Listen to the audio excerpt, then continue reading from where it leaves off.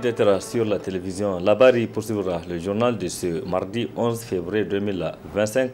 Mesdames, Messieurs, bonsoir et bienvenue à tous. Nous débutons ce journal avec le prix du Hajj 2025 qui était au centre des échanges cet après-midi. Au cabinet du Premier ministre entre donc le ministre du Commerce, les membres du COHO, les chefs d'agences de voyage et les autres acteurs impliqués dans l'organisation du Hajj. L'objectif de cette rencontre est de trouver les voies permettant la réussite de l'édition 2025 du Hajj. Cette année, donc 15 981 pèlerins sont inscrits, nous rapporte Adam Soumana et Nasser Seydou.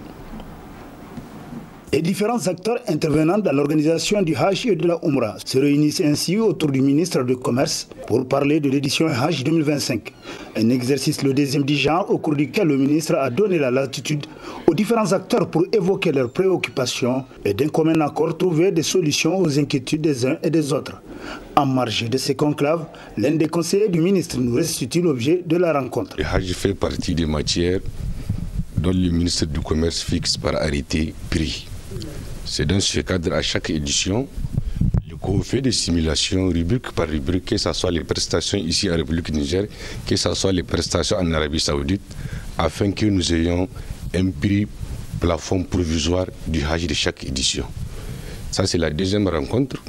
Nous avons accueilli ici au ministère du Commerce, le COHO, le ministère de l'Intérieur, le ministère des Transports, les fédérations des agences, les avionneurs, la société civile, afin que nous puissions parachever les discussions que nous avons engagées la semaine passée pour pouvoir tendre vers un prix provisoire consensuel.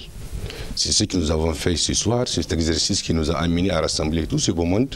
Alhamdulillah, Dieu merci, tout s'est bien passé. Nous nous sommes compris sur un certain nombre de situations dont nous avons compilé et que nous transmettons aux plus hautes autorités pour leur appréciation afin qu'au retour, le ministre du Commerce prenne un arrêté définitif qui fixe le prix plafond du Hajj 2025 au prix indiqué. Rendez-vous est pris dans quelques jours pour la signature portant fixation du prix de Hajj 2025. Ainsi, les différents acteurs ont mis en avant l'intérêt des 15 891 pèlerins nigériens pour qu'ils puissent effectuer leur rite dans les meilleures conditions possibles. Cette rencontre donc s'est déroulée cet après-midi au cabinet du ministre du Commerce où tous les acteurs impliqués dans l'organisation du Hajj ont parlé sur notamment le prix du Hajj édition 2025. La souveraineté alimentaire, une des priorités des autorités du Conseil national pour la sauvegarde de la patrie CNSP.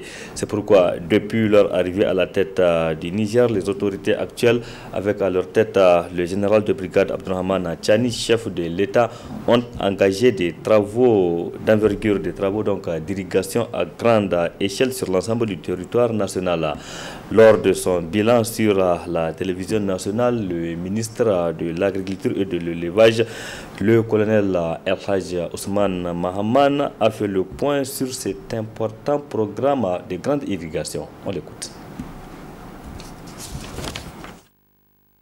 La terre.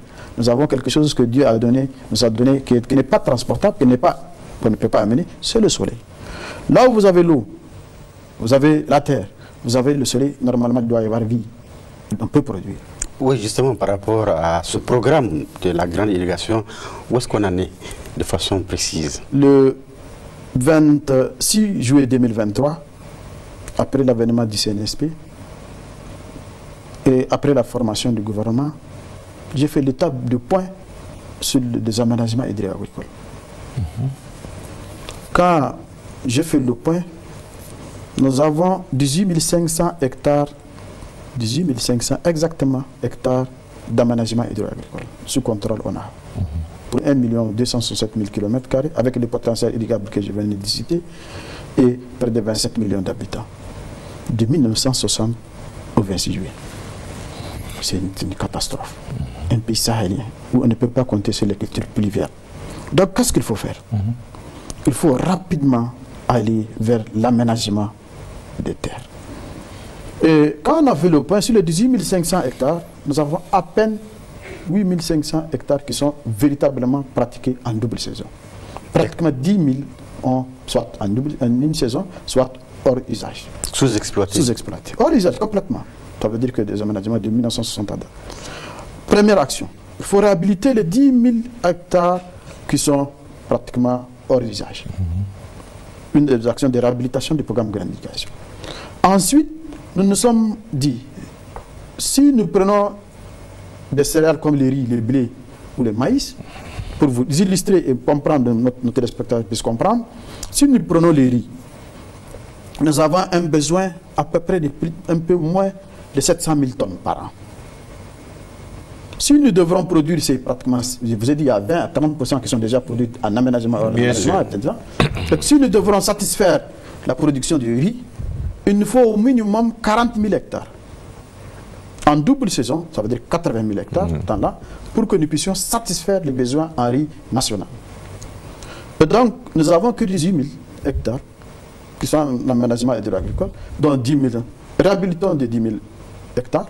Ensuite, pour avoir les 40 000 hectares, il nous faut faire 21 200 hectares supplémentaires pour amener à peu près à 40 000, 39 700 exactement, ce chiffre, hectares, pour que nous puissions avoir au moins satisfaire 50% des besoins à riz, à peu près 313 000 tonnes. Ensuite, à satisfaire à quelques céréales importantes qui sont le maïs et le blé. Donc le programme Grande Irrigation consisterait à réhabiliter, à mettre en valeur, réhabiliter, aménager de nouveau et totaliser au minimum 39 700 hectares. Nous avons 2 champs. Et tout ça, nous sommes sous embargo, n'oubliez pas. Nous sommes encore sous embargo. N'oubliez pas le contexte. Les instructions du chef de l'État, c'est de faire sur les ressources propres internes. Et les ressources ont été mobilisées. Et nous nous sommes mis en engagés. On a fait un contrat plan pluriannuel avec l'Office des aménagements hydro-agricoles, ONAHA. Vous l'avez vu sur le terrain. Et nous avons donné un programme jusqu'en 2027. Dans ce programme jusqu'en 2027, chaque année, nous allons réhabiliter 2000 hectares. Nous allons aménager de nouveaux 2000 hectares pour pouvoir absorber le besoin global que je viens de vous exprimer. À ce titre, l'ONAHA a eu dans ce cadre 3700 hectares jusqu'en 2027 pour réhabiliter et de nouveaux 8000 hectares à réhabiliter jusqu'en 2027. 2017 nouveaux à faire. C'est ça. Donc c'est ça l'objectif de l'ONAHA, c'est ça qu'on appelle le contrat plan côté programme Grande Irrigation ONAHA. Toutes les régions de Niger ont été lancées, l'ONAHA et à pied d'œuvre. Certains périmètres, sur les 13 que je viens de vous dire, périmètres que nous avons lancés, certains sont pratiquement terminés, d'autres sont en attente, et bientôt nous allons réceptionner. Et en termes de coûts, c'est sur le budget ressources propres. Je vous ai dit, tenez-vous du contexte. Les ressources propres, nous sommes à peu près à 23 milliards de dépenses actuellement, pour pouvoir faire tout ça. Donc l'ONAHA est en plein d'œuvre pour la réalisation de ces dons. Le ministre de l'Agriculture et de l'Élevage, le colonel El Hadji Ousmane Mahaman, sur la télévision nationale lors de la présentation de son bilan de la mise en œuvre de la lettre de la mission à lui assignée par le général de brigade, le chef de l'État Abdrahman Tchani. Le colonel Ousmane El Hadji Mahaman a également annoncé la création d'une société de production d'engrais au Niger dans les mois à venir, des engrais proportionnellement au sol nigérien. On l'écoute. Nous déciderons par nous-mêmes, Nigériens, décideurs, pour le Niger et par les Nigériens. C'est ça la souveraineté. Et donc, ce qui fait que, pour revenir à votre question d'engrais, comment on va avoir une telle potentialité et ne même pas produire un grain d'engrais? Il y a un vrai problème. Et c'est pourquoi j'ai été instruit par le chef de l'État et le Premier ministre pour approcher l'office chérifien du phosphate, qui est un des Marocains, qui est le géant du phosphate en Afrique. Donc, nous avons signé une convention. Nous allons faire une industrie de fabrication d'engrais adaptée à tous nos sols. D'accord. Et donc, très bientôt, j'irai au Maroc. Je discuterai. Le directeur général était ici à Niamey. Nous avons fait cette convention. Et nous allons. Le financement à travers le projet PASIPA que je viens de dire est pratiquement acquis, bouclé. Donc, nous allons créer une industrie pour pouvoir faire transformer notre phosphate en engrais adapté à nos différents sols. Vous savez, je vais vous dire quelque chose. Au Niger, on a 3 types de fertilisants qu'on importe. Engrais, NPK 1515, urée et DAP. Comme si le sol nigérien est le même partout. Non, on va changer ça. avec une usine, peut-être on va créer des engrais adaptés à Niamey, à Tillabéri, au sol d'Agadez, etc., etc. Donc nous sommes très avancés et ce phosphate, le problème d'engrais d'ici 2027, ça va être derrière nous. Que devient la caïma? La caïma, c'était une catastrophe. Ça n'existe plus? Ça existe, c'est une catastrophe. Et il y a 48 heures, nous avons soumis depuis notre arrivée, nous avons pris en charge cette caïma-là. À un moment, dans le cadre des réformes, encore une fois la souveraineté. Dans le cadre des réformes, avec l'Allemagne et les États-Unis, on a arraché la possibilité de commercialiser, d'importer et commercialiser de l'engrais à la caïma pour le privatiser.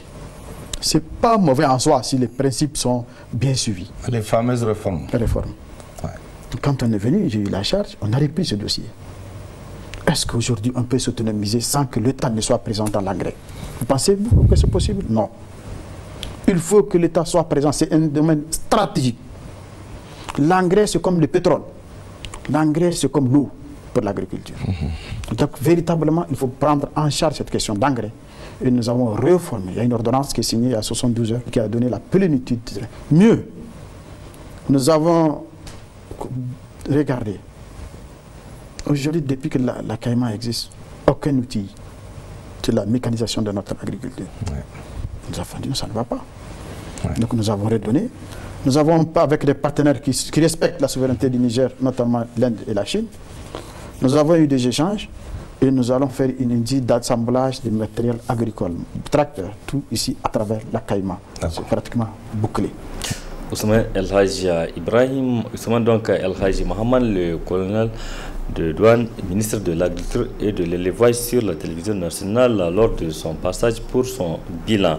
Autre aspect de cette édition, l'Institut pratique de la santé publique IPSP de Niamey a abrité ce mardi matin une conférence publique portant sur les mutilations génitales féminines organisée par l'ONG Coniprat en collaboration avec l'UNFPA. Cette initiative rentre dans le cadre de la célébration de la 22e édition de la Journée internationale tolérance zéro aux mutilations génitales féminines. Une journée célébrée chaque 6 février à travers le monde. Adam Ousmana et Ibrahim Abdou nous en disent plus.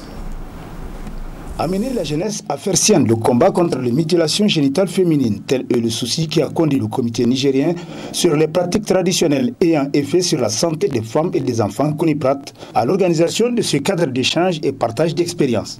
Une conférence qui porte sur le thème de cette 22e journée, la tolérance zéro aux mutilations génitales féminines à l'attention des élèves de l'IPSP, dont le choix n'est pas fortuit. À sensibiliser les étudiants du DSCT sur la nécessité de poursuivre le combat en impliquant activement cette jeunesse dans la lutte contre les formes de violence faites aux femmes et aux filles, notamment les mutilations génitales féminines. Elle permettra également d'avoir des échanges qui favorisent l'émergence d'une nouvelle génération autonome, en bonne santé, bien informée et motivée pour apporter des transformations sociales dans nos sociétés qui ont tant besoin. Et pour cela, j'en appelle au ferme engagement de cette jeunesse à la création d'un environnement protecteur des droits des femmes et des filles. Les mutilations génitales féminines sont des pratiques traditionnelles qui consistent à l'ablation totale ou partielle des organes génitaux de la femme. Ces pratiques ont des conséquences graves sur la santé de la femme et de la fille, et entre autres des problèmes vaginaux, saignements abondants, infections, complications lors de la grossesse et de l'accouchement, infertilité, détresse psychologique, état de choc violent et la mort, pour ne citer que cela. Mesdames et messieurs, c'est pourquoi, depuis 2024, la communauté internationale célèbre le 6 février de chaque année cet important événement pour renforcer l'information et la sensibilisation de l'opinion nationale et internationale sur les graves conséquences des mutilations génitales. Procédant au lancement de cette activité, la représentante du ministère de la Santé publique et de la Population a souligné les efforts fournis par le gouvernement nigérien en vue d'éradiquer ce fléau. Au regard des graves conséquences que cette pratique a sur la santé des filles et des femmes, l'instruction de la lutte contre ce fléau de l'agenda mondial nous appelle tous, nous interpelle du moins tous. À cet effet, L'abandon définitif de cette pratique nocive ne peut donc se réaliser qu'avec la mobilisation générale de toutes les parties prenantes de notre pays. Mesdames et messieurs, le Niger a adopté en juin 2003 une loi réprimant les pratiques MGF pour concrétiser la volonté du gouvernement à protéger les victimes de ces fléaux humainement dégradants. Ainsi, la journée durant, ces jeunes scolaires ont été édifiés sur les pratiques traditionnelles nuisibles à la santé, aussi bien des femmes que des enfants, afin d'être les porte-flambeaux dans ce combat. Les scolaires nigériens pour une souveraineté assurée gagent de l'effectivité de la Confédération de l'AES. C'est sous ce thème que les scolaires nigériens ont commémoré ce mardi le 35e anniversaire des événements tragiques du 9 février 1990 où 3 étudiants, à savoir Ali Onahansi, Issa Kakaine et Maman Sagir, ont été tués lors d'une manifestation pacifique des scolaires pour exiger l'amélioration des conditions de vie et d'études. Ils étaient donc des milliers ce matin dans les rues de la capitale pour converger à la place des martyrs pour cet anniversaire. Le temps fort avec Ismaël Moumouni et Nasser Seydou.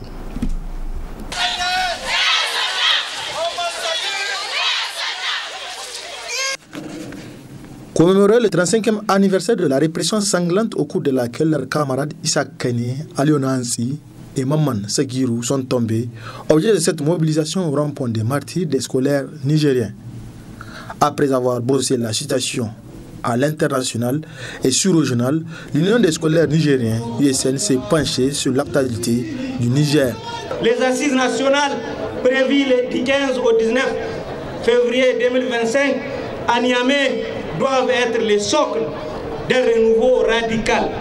Nous refusons au niveau de l'Union des scolaires nigériens une conférence de façade, un simulacre de dialogue où une élite corrompue déciderait à huis clos du destin du peuple nigérien souverain.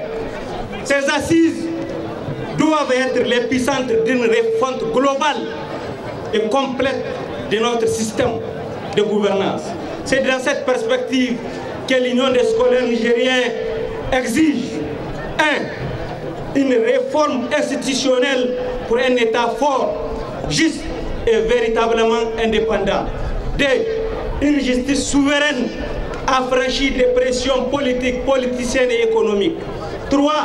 Une refonte du système éducatif, débarrassée des dogmes occidentaux, réorientée vers une émancipation authentique nationale.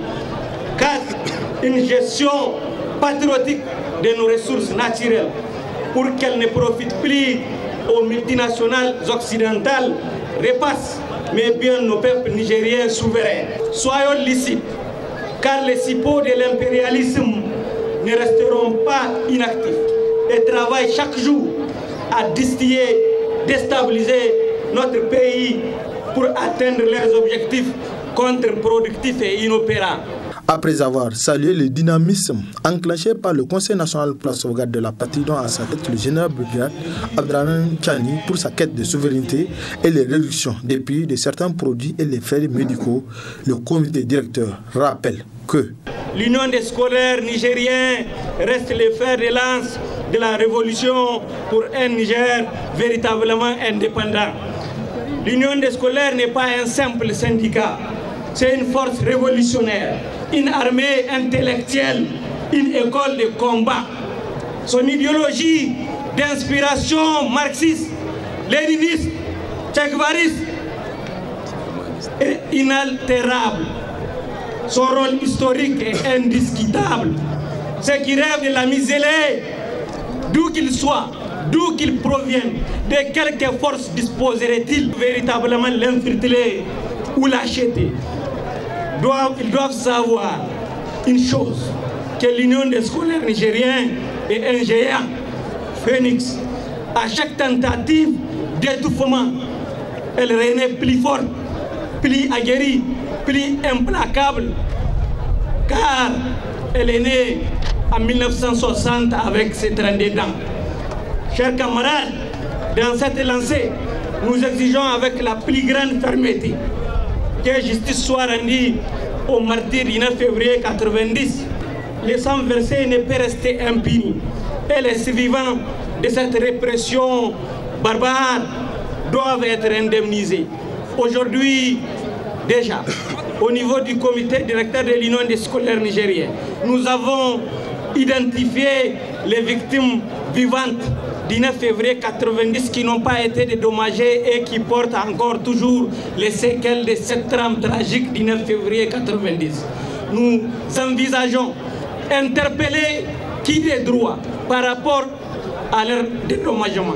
Parce que si justice n'est pas rendue, au moins que les victimes soient dédommagées par la République. Réunis au sein de l'USN, la section collège et lycée de Niamey, l'Union des élèves et étudiants des écoles et instituts professionnels et techniques de Niamey et l'Union des étudiants à l'université Abdou de Niamey continuent toujours de réclamer justice. À Dosso aussi, même mobilisation ce matin, les scolaires étaient sortis pour commémorer le 35e anniversaire du mouvement historique du 9 février 1990. Là-bas aussi, les scolaires ont marché et ont tenu un meeting. Le point avec nos correspondants sur place, Bokar Ibrahim et Soumela Abdoulaye. Viva! À Dosso, les scolaires à travers les différentes sections de l'Union des scolaires nigériens ne sont également pas restés en marge de la commémoration du 35e anniversaire des événements historiques du 9 février 1990. Pour marquer la journée, ils étaient nombreux à battre le pavé de manière pacifique du point de rassemblement à la symbolique place réservée à Isaka Kaine, Ali Onahanti et Maman Sagirou, les martyrs de la date historique. C'est avec un grand ressenti que je prends la parole en ce jour pour vous conter la bravoure des scolaires nigériens en 1990 et vous annoncer aussi avec amertume que jusqu'à cette date, justice n'a pas été rendue. En effet, le 9 février 1990, les scolaires nigériens résident à Niamey ont décidé d'entreprendre un mouvement caractérisé par un marche pacifique, suivi d'un meeting au centre-ville. Cette manifestation a été initiée pour dénoncer la mauvaise gestion des gouvernements du temps à la précarité des conditions dans lesquelles végètent les scolaires nigériens. À ce 9 février, une date gravée dans nos mémoires et dans l'histoire de notre nation. Rendons hommage à nos camarades tombés sous le régime des militaires de Ali Saïbou, victimes de la répression et de l'injustice. Ali Onahansi, paix à son âme. Isaka Kane, paix à son âme. Maman Sagir, paix à son âme. Ne sont pas partis en vain. Leur sacrifice reste le symbole de résistance, de la détermination et du courage face à l'oppression. Dans une longue adresse, le secrétaire général de l'Union des étudiants nigériens à l'université de Dosso n'a pas manqué de réaffirmer la posture anti-impérialiste de leur union tout en réclamant justice pour les martyrs. La société, je suis jeune modestement dirigeant et ma mission actuelle est de vous édifier sur les questions qui nous engagent en tant qu'acteurs actifs de la société.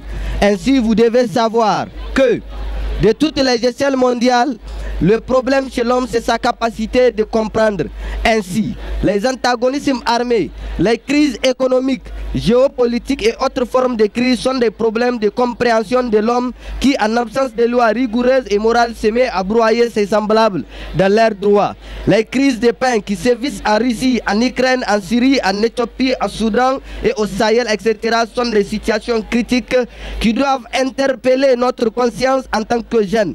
Comprenez que la moralité de l'homme s'obscurcit de plus en plus. Le mal s'installe, les faibles meurent sous les caprices des hommes pourvus de pouvoirs politiques ou économiques et la délinquance s'accroît. Trop d'injustice face à des lois plus superflues qu'utiles. Dans le message qu'il a livré pour la circonstance, le représentant du comité directeur de l'Union des scolaires nigériens est quant à lui revenu sur les événements tragiques de cette date avant de saluer le nouvel élan porté par les autorités militaires.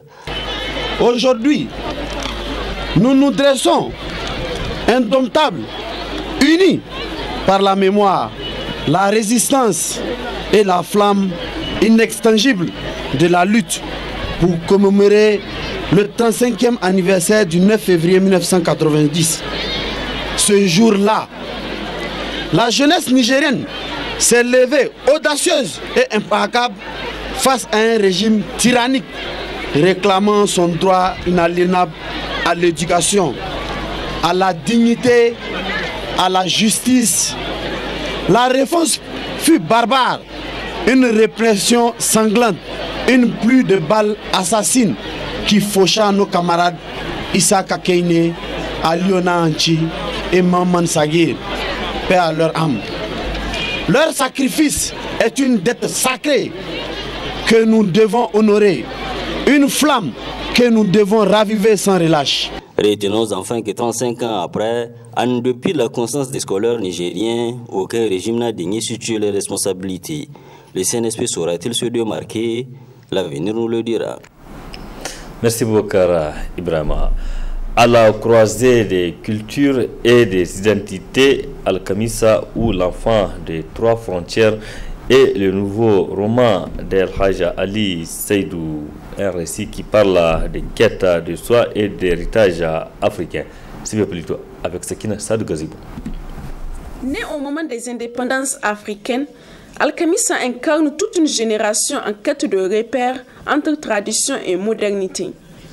À travers lui, je raconte mon histoire, mais aussi celle de tant d'autres, confie l'auteur. Entre récits de lutte, débats politiques et apprentissage, le livre explore les tensions entre passé et présent, entre identité et aspiration.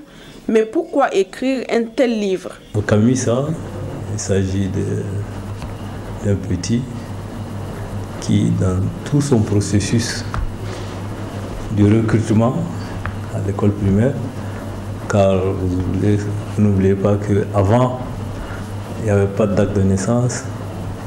On vient juste, on mesure la taille comme ça. Est-ce que ta main peut atteindre l'oreille? Et on considère que vous avez l'âge d'aller à l'école. Jusqu'au jour où Al-Kamisa devait travailler. C'est un long processus qui l'a conduit d'abord à l'école primaire, où ils vivent dans un système organisé qu'on appelle l'internat, jusqu'au collège,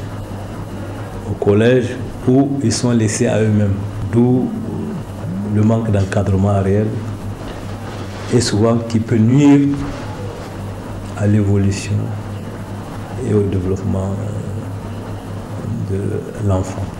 Malgré tout, Al-Kamisa a pu évoluer jusqu'à ce qu'il puisse trouver du travail.